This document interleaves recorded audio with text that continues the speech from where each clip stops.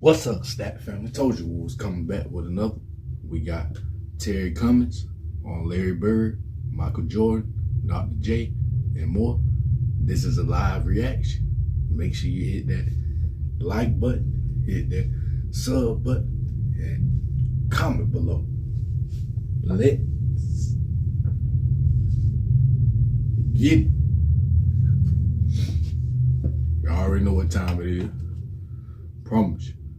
It's legendary. Real legends, big legends. We ain't done with the 90s. We ain't done with the 80s. We ain't done with the 70s. We ain't done with the 60s. We ain't done with the 50s. Every time I get up here, I'm gonna say this again. It be for real now. We don't be faking now. We really salute them real legends now. For real, paid away. We thankful for that. And then we just sit back and relax. Promise you. Shout out to them real legends though, I promise you that.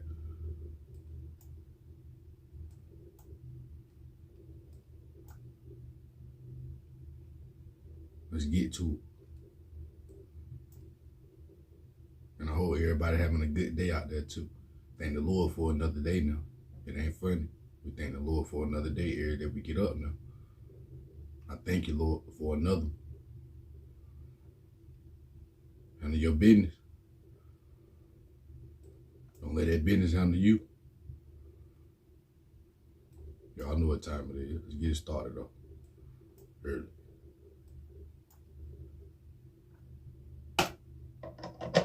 You know?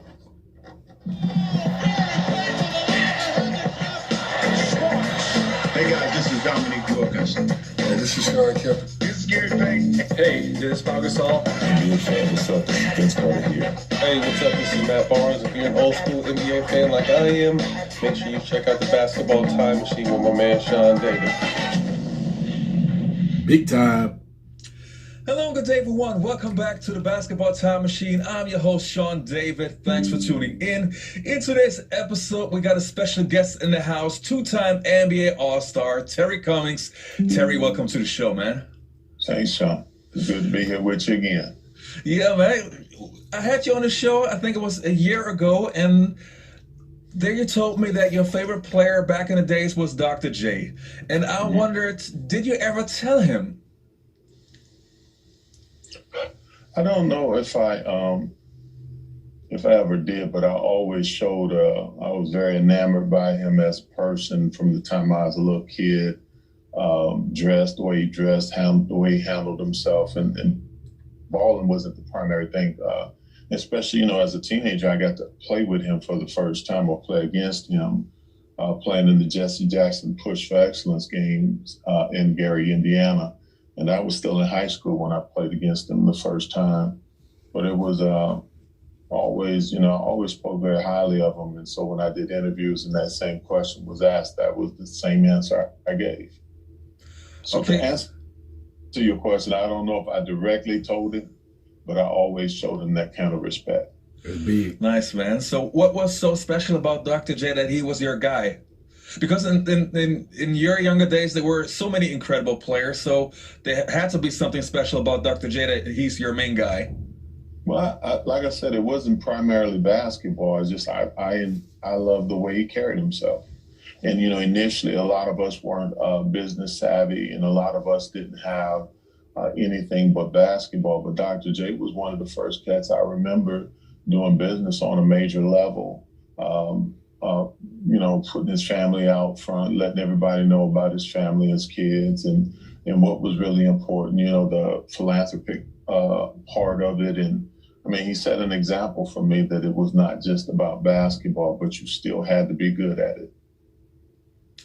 Now, this is a kind of a weird question, but I have to ask. Like, when you were playing in college, you played for DePaul. And we have to remember back in the days, there was no internet. I was always wondering, how do you guys even know about the other great players on the other teams that you didn't play against? We still had a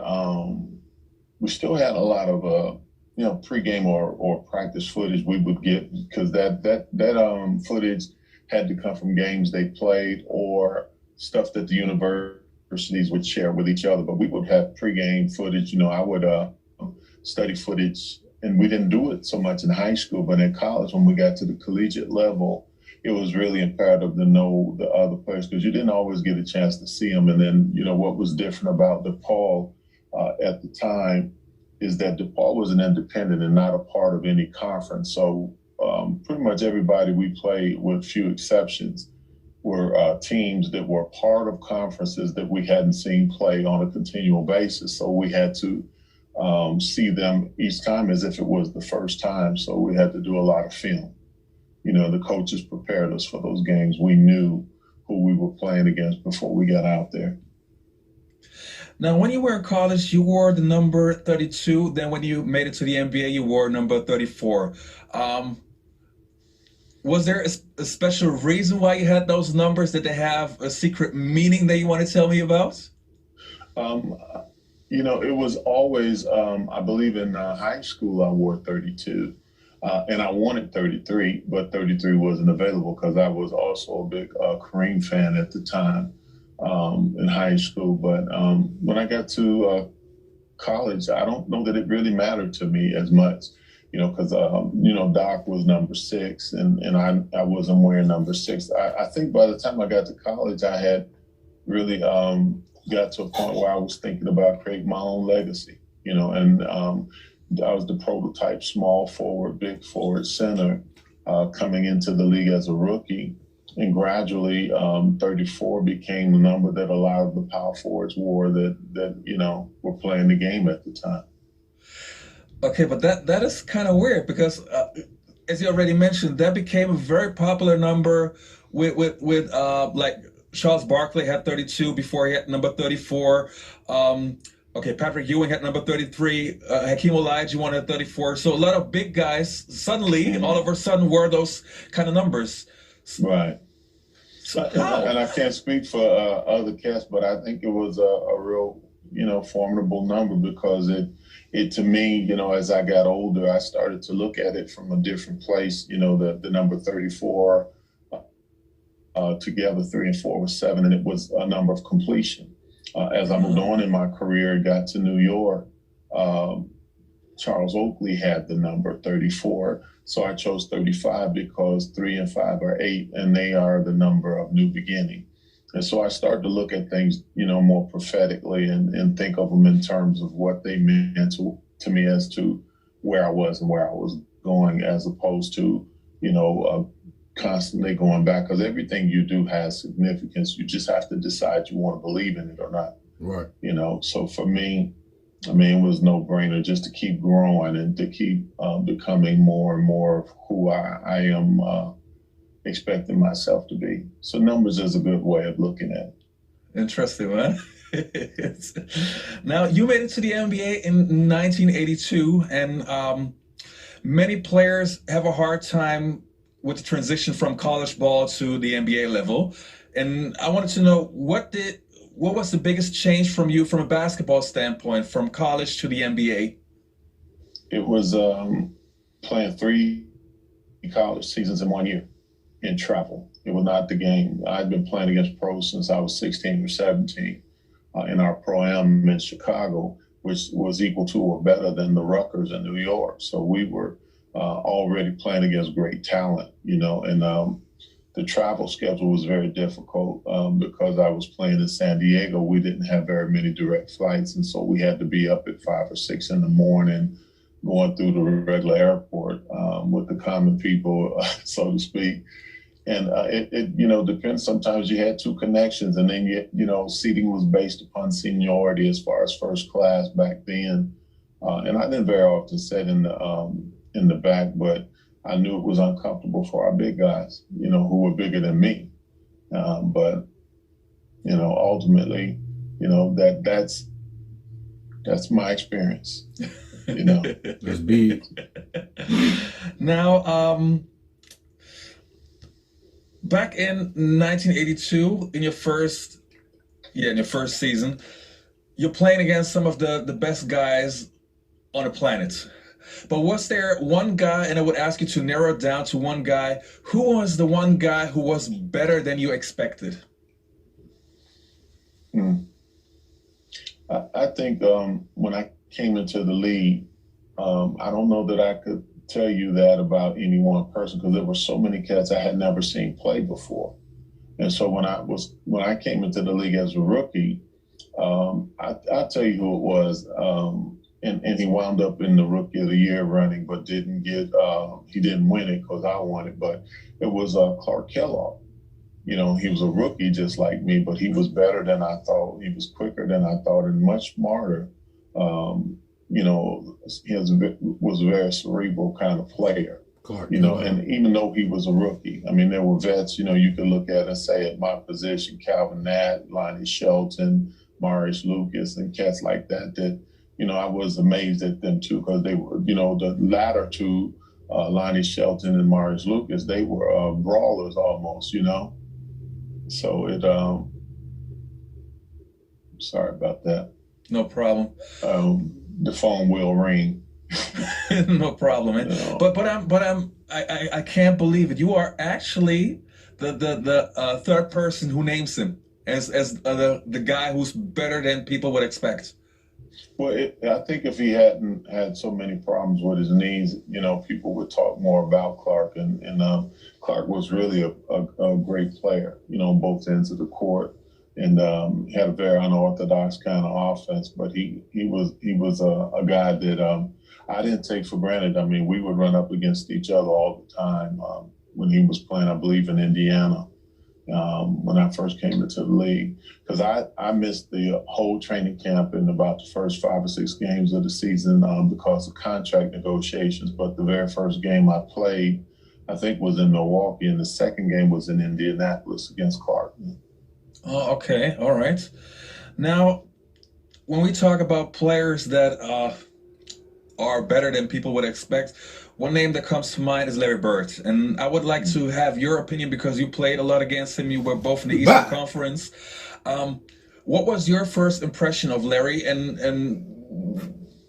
is he really that good? Like, for example, he's my second favorite player of all time. And the older I got and the more understanding of the game I got, the more I fell in love with this guy because, in my opinion, his basketball IQ was off the charts, and he was just a complete basketball player. And it has nothing to do with his physical attributes. It's just up here and hard. And I would like to know from you, who played against him so many times, what your opinion was at first, and now at the end of his career, what you think now about him. Well, I think they both are, you know, the same. You know, what I first thought, and at the end of his career. You know, Bird was a great and awesome player, and I think at times, you know, because of the nature of the NBA being a majority colored game, that sometimes, you know, you get around your friends and they say, well, you know, Larry Bird is a lot of hype. He's just hype because he's white and woo woo woo. And I said, no, he can play. Real legend. You know, and the thing is it's not over respecting him. It's just being honest. He could play. You know, he kind of played the in-between speed. He wasn't fast and he wasn't slow. Right. And I think that the way he, you know, played the game in that in-between place gave him an advantage on a lot of us who were playing in the either fast or slow realm, you know, because he played right in the middle. He wasn't jumping over, you know, a telephone book most of the time, but he was getting offensively what he wanted done. Defensively, he was more of a roamer than a defender. Right. My rookie year or so in the league, when we had to go against each other all the time, he could get his and I would get mine. And things didn't really change until they brought in Kevin McHale and Robert Parrish, because then they put Kevin McHale on me. I need him, and Robert Parrish is sitting back there waiting on you. You know, but I think sometimes people may not know how really good he was, but you have to take into account who he was playing against. Exactly. And he had the numbers that he was getting against players who could play and had numbers as well. Real Hall of Fame. And so that's the thing that would dictate not the color of his skin and not the fact that he played in Boston. I think Boston was just the perfect place for him, and I think it's the final perfect place. for your talent and your ability. That's how you become the most productive. You know, many people say, "Oh, Larry Bird can't jump. He's super slow." And I had John Sally on the show not too long ago, and he said, "Okay, I can't be talking about Larry Bird when I say slow because he wasn't slow. He was in the middle, right in the middle." Mm-hmm. So it seems to be right what you say, man. Yeah. You back in the days, and I looked at a lot of footage in your early 20s, and nowadays we see so many bigs who can handle the ball and shoot the mid-range jumper and those kind of things. Looking at your early footage, I gotta say you were ahead of your time because you could push the ball, grab a rebound, push the ball, you could handle the ball, and those kind of things. And when we're talking about your early 20s, we're talking about the mid-80s. So you were really one of the earliest guys who would do that. Yeah, I was the prototype of it, to be honest, because most of the guys before me were either brawlers and rebounders, or had a jump shot and rebounded, but they didn't have all of it. They couldn't, like I ran like a two guard. I ran when we did our sprints, I ran with the guards and I outran pretty much all of them. You know, I ball handled, I had the jump shot, I had the low post game, I had the in-between game. And I think that even cats like Barkley and Malone, they came after me. They didn't come before me. True. They came after me, but the precedence was the game I had. And my game didn't come from the NBA. It came from playing street ball in Chicago and playing with what we would call CYC leagues and in those leagues where they were neighborhood teams. One of them was called the G-Men. The other one was called the Jazz. We were the little brothers of the older brothers, but we would play against some of the best talent in the city that no one knew. And one of the things is because I was 6'9", and a lot of times the guards didn't know how to get the ball to me, I had to learn to have ball handling skills and a jump shot. Because if I wanted to be a part of the offense, I had to be able to handle the ball and I had to be able to take shots where I could use all of my abilities. And to me, the most important piece about being an offensive player is you have to be able to get to your sweet spots, because once you get there, no one can defend you. There's no defense for that. You either have to have a bad day or you mentally are not there. Right. Because once you get to your sweet spots, that's where I practice day and night. That's where I practice in my mind through visualization. That's where I practice shooting all those hundreds of thousands of shots in those sweet spots on both sides of the court and in the middle. And so once I get to them, I feel unstoppable. And it doesn't matter who I'm playing or who's sticking me. Right.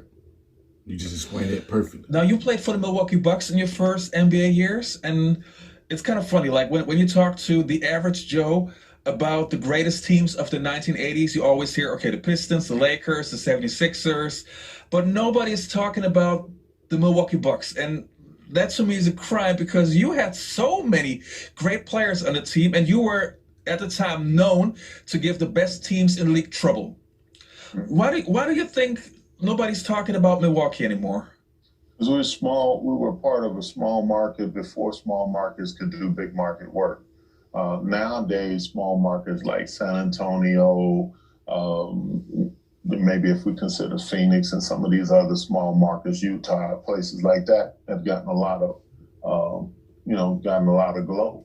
And the thing is unfortunately for us at Milwaukee, we came along at a time we didn't have the social media platforms and stuff. And if you were a small market, the only place you were really promoted was in that market. But we knew that when teams had to play against us, whether it was at their place or ours, they knew that they had to come with their A game because we were always in the top 2 or 3 teams in the league. Yes. Whether they called our name out or not, we knew that. And we, during the years I broke in with San Diego, the Clippers, for 2 years, and then I got traded to Milwaukee in 84, 85. Yes. Those were the years where I learned how to play NBA basketball. Don Nelson was the coach, and he gave me credibility as a player because I also played in 2 All-Star games under him. But I was enamored initially only because I thought I should have been an All-Star a lot more because my numbers carrying me, my team was winning. But I learned real quickly there's a lot of politics in the league, and it doesn't matter how good you are. To be recognized really is an implication that comes more often than not from the powers that be. They have to be able to market you. And in most sports and most things in general, there's only so many people that get marketed on the major side. Everybody else, no matter what market you're in, you gotta. If I knew now what I knew then, I would have marketed myself. But and you would do better now than you would have done then, because nobody was really ready for it back then. But on the other hand, again, that makes the two all-time All-Star appearances even more special, because we also have to remember the competition that you had on your position back in the days was at an all-time high. Like, we're talking about some of the best players who ever touched an NBA basketball. You still made the All-Star team twice. So I know it's kind of bittersweet, Real legend. Yeah, it is. But, it's like I learned not to place the importance of who I am in ancillary awards. Because if you only play for the awards, you're going to always fall short, because you're not in control of that. You're only in control of what you can do on the court. The rest is, again, it's powers that be kind of stuff. They vote in, and if you pay attention to sports and life in general, but especially sports, one of the things you'll notice is that in their preseason or before the preseason, they already start telling you who they think is going to win. They tell you who's going to win what awards, what teams are going to win the championship, because that's concisely what they've come. That's the point that they have come to, and they know what would be better for their business. And again, it's to me, all you do is pay attention. Because where are you located at, Sean? In Germany, man. Okay, so even in Germany, I mean, soccer's huge there, and all of that. I mean, if you paid attention to the soccer profiles and all that stuff, they're telling you who they want to win. They're telling you what they want to have happen and all of those things. And if those teams live up to it, they'll win. The players will be the MVPs that they have chosen ahead of time. Sometimes I think it's deservedly so, and then other times I just think it's overkill. But that's me being a professional and an antagonist at the same time, thinking differently. Yeah. But you got a very healthy way how to deal with that. So in 1989, you actually joined the San Antonio Spurs.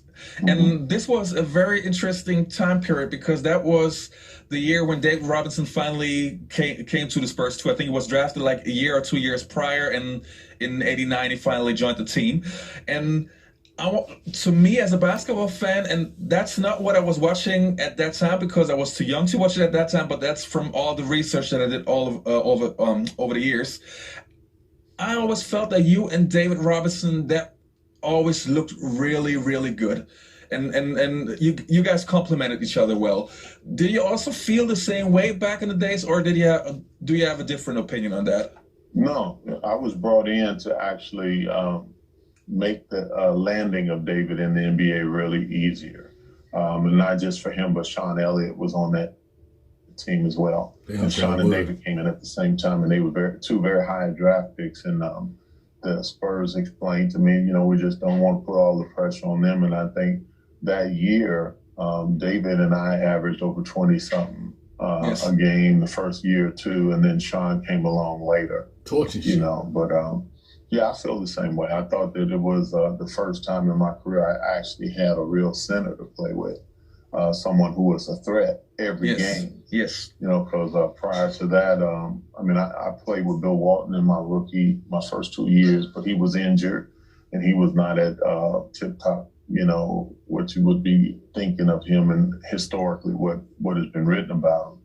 Then when I got to Milwaukee, Jack Sigma was the only guy, and he was at the end of his career too. David was the first time I got a chance to play with somebody who was young, viral, and could actually get up and down the court and play, So yeah, I thought we went together really well. Yeah, sure will run. Do you feel that your time with the Spurs was your best shot at winning an NBA championship? Actually, I thought, yeah.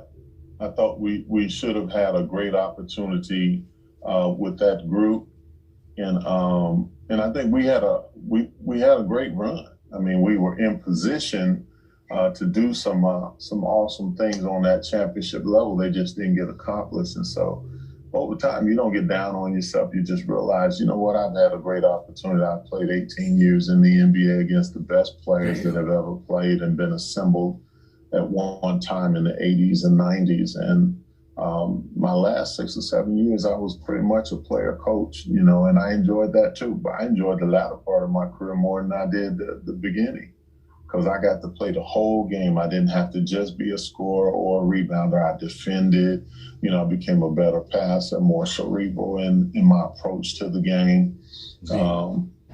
But I think so. I think we one year we went to the conference finals against Houston, and I just felt like that would have been a real perfect year for us, you know. And in spite of how you know, Elijah Wan was playing in that series, we had David, Sean, and a bunch of young cats starting, and you had myself and Doc Rivers, Paul Pressey. You had a lot of cats coming off the bench that had helped aid us into that didn't get a chance to have the opportunity to play in that series the way we played during the season. So I think that was a conflict, and it also affected that part for us. But nonetheless, I have no regrets. I'm trying to remember, was that the time when Dennis Rodman was on the roster already? Dennis came after that. After that, okay. I think, yeah, he came after that. Because that, to me, as a basketball fan, was very, very unsatisfying, because I felt that from the players, you would have a championship team. But and Dennis proved what he can do when he's serious. That's what he proved when he was with the Pistons and when he was with the Bulls. But when he was playing with you guys, it seemed like he was a little bit out of control. How did you experience that time period? Yeah, I mean, he was going through something. I mean, maybe that was his midlife crisis, but it took everybody on the team and caused a bit of imbalance. Because I don't think that a cat getting used 16, 17 rebounds a game is going to win a championship. He's really a role player at best that has the persona of something more. And that was what I think the media was attracted to, was his persona. And Dennis was a great person as far as I knew. But as an athlete, he came to play every day, and you could never, you know, refute that. But I think that there was enough stuff about him that caused difficulties on some of the younger guys performing, because he was given preferential treatment in how they dealt with him in San Antonio.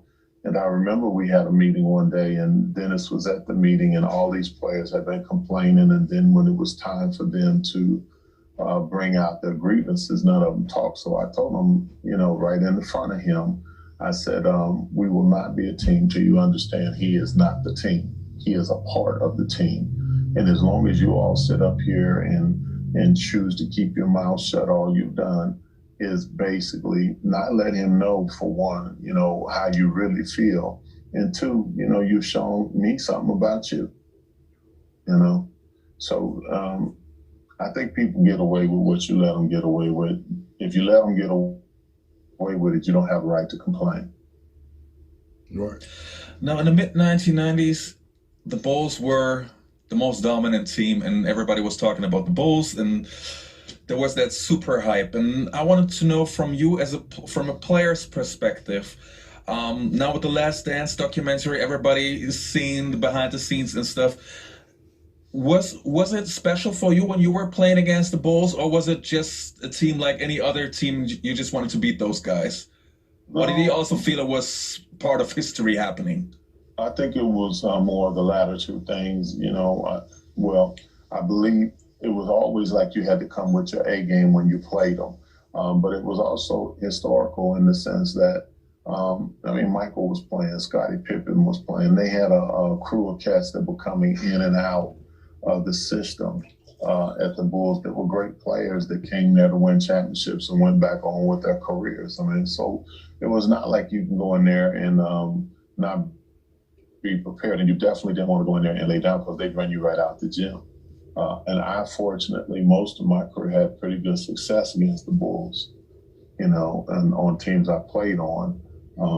But I think Mike all by himself was enough of an influence for you to come prepared to play above what you were used to.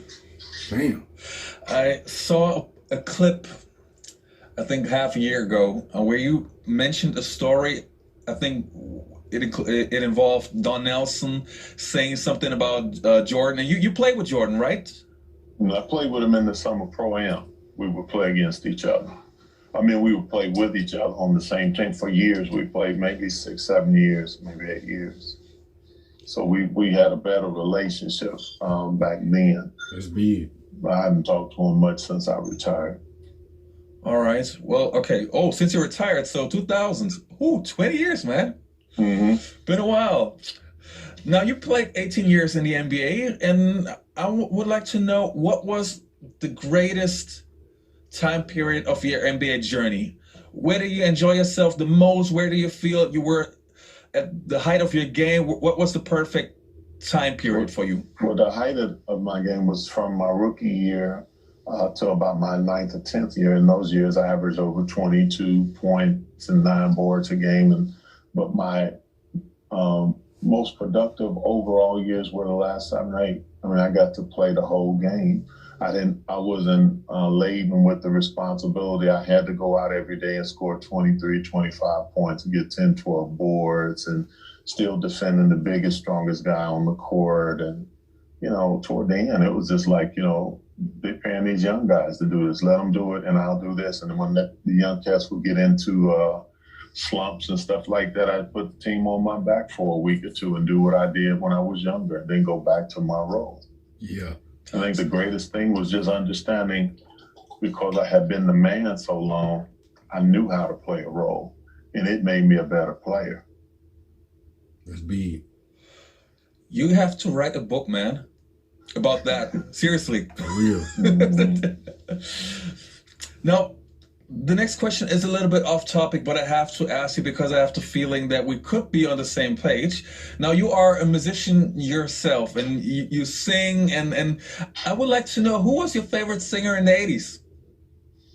Man, it might not have been the 80s, but, you know, I came up with some Marvin Gaye, Al Green, you know, Jackie Wilson, old school cats. Sam Cooke was my father's favorite.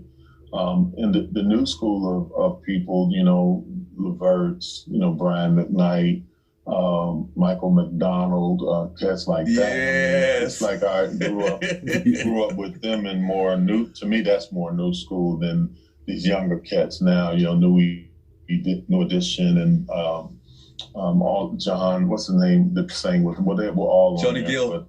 Johnny Gill. I mean, a lot of them crooners and stuff like that, you know, but I really am I lean more toward the old school. Them jokers were not just great singers, they were professionals. And to me, the mark of someone who is, you know, great at what they do is not just the fact that they do this, but it's how professionally they do it. For instance, there are times I've been on the stage where my voice was not on the AAA level where I was used to it. It wasn't doing what I wanted to do. But as a professional, I've been paid to do a gig. And so I would sing in the 1A, 2A range for me, but they wouldn't know it because I still performed as a professional. And the same was true with basketball. I'd come out sometimes and I wasn't feeling it, or I wasn't on my A game. So my B and C game had to carry me across that day. And sometimes that meant I wouldn't score as much, but I would get more rebounds. I'd defend, I'd get steals, I'd set up other players on the team, and we get the W. Okay, knowing that now, I know I could borrow your CD player and I would be good. Got a very nice taste, man. No, I knew we would be on the same page. Like Michael McDonald is my man. My favorite singer of all time is James Ingram. So yeah, he fits right in there. And James is one of the people that I really did enjoy too. His musical prowess. I mean, range vocally. And the fact that he was a tremendous writer. Yes. He was writing for a lot of people, you know. And I liked him too. I didn't mention him in there, but he belonged in my group. Because, I mean, honestly, I would travel, and it would be in my CD player, James Ingram, Lionel Richie, Sam Cooke, a lot of old school cats just be sitting up in there just jamming away. And then I like the funk of what was my man's the group name? Sly Stone. Them. I loved that they were funky, They were really funky. And they brought in like that whole thing, were part of that thing with Bootsy Collins and all of them. So I like the funk, that they brought with them. George Clinton. So everybody that's listening to this podcast, I just had to make sure that I include some music questions because I actually want you guys to listen to some of the artists that Terry and I was just talking about because this is some great music. But Terry, before I let you go, you kept yourself pretty busy over the last couple of years. You are a pastor, but you also have some other projects which I wanted to talk to you about. Can you please tell me what you are starting in 2021? Well, in January, we've started a company called, I'm working with a company called virtual.com and virtual TV. I am the CEO in charge of studio, also over entertainment and news, or entertainment and sports. And there've been things I've been doing on and off for over 30 something years, and then even connected to the industry as well. But I'm looking forward to it. It's a streaming network that streams across the world. And it's not just streaming. We have other little connected pieces and parts that make it very attractive to me as a business person and a visionary. So if you, for those who are streamers, that's through Roku. And not only them, we have a cable connect with Vidco, Vidco is out of Atlanta, Georgia, and that's the cable company that we're riding into the sunset with. So that's what I'm doing right now, along with pastoring. This year's 13 years of pastoring the ministry here in the Atlanta area, actually in Stone Mountain, Georgia. So it's been great. I mean, I don't have any complaints. I don't have boring days. I mean, my days are filled with what I want to do and what I set out to do. Oh man, Terry, it was a pleasure having you on the show again. Can you please promise me that we do this again so I can 3 times sharp, yeah, man. We'll do it again. That was big time right there, Sean Dave, I promise you. Real legends out there, we ain't gonna never fail it. Every time y'all see it, it's real legends, I promise you now. Terry Cummings, that was cold. That was cold. I knew it was legendary when you said funky. That was before my time right there. That's real legends right there. Y'all know y'all heard that word funky.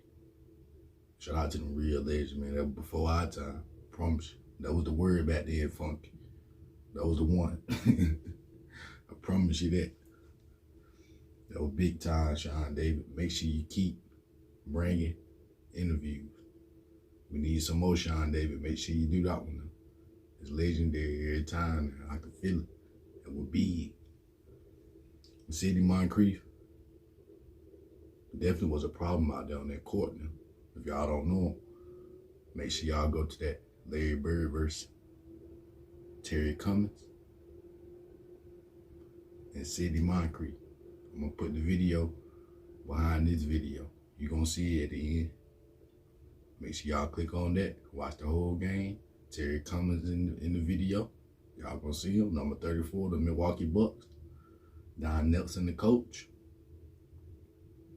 That was a hell of a game. Game 7, Milwaukee Bucks versus the Boston Celtics. That was a hell of a game. 1987. I'm gonna make sure I put the video. So the people that haven't seen it, make sure you watch it. You get to see Terry Cummings, City Moncrief versus Larry Bird, Kevin McHale. Legendary. Then you see what he's talking about. Shout out to them real legends, I tell you that. Y'all already know how we come in every time. We ain't done with the 90s. We ain't done with the 70s. We ain't done with the 60s. We ain't done with the 80s. We ain't done with the 50s. We just getting started. They know they done. We ain't done. They know how it go. Shout out to them real legends, I promise you. Goodbye. She's gone. Y'all heard him. What he say about Big Bird? Come on, man. Let's not play the race card. Let's not do that. That guy was cold. You damn sure was. It don't take me that long to realize. I promise you. I'm to my other eye test. Damn, was this guy torching shit? That guy was torching shit. You heard him? You heard every legend say what they say about Big Bird. That guy right there got them problems now. Boy, he ain't fooling them. Shout out to you, Bird fam. Big Bird. They love you now, I promise you. Real legend. Goodbye. She's gone. Really be shooting that shit. With torture. Come out. I'm talking about, I tell you, get your ass 43 and come out there and torture your ass at 43 and sit down at the end of the third quarter. I'd have done enough damage. Damn. That's a bad guy. Real legend. We salute him, real legend. I promise you. Thank y'all, Bird family. Thank y'all, Stat family, for watching the full video. We're going to be back with another video after this video. Make sure y'all stay prayed up. Y'all be safe. And y'all be good. You know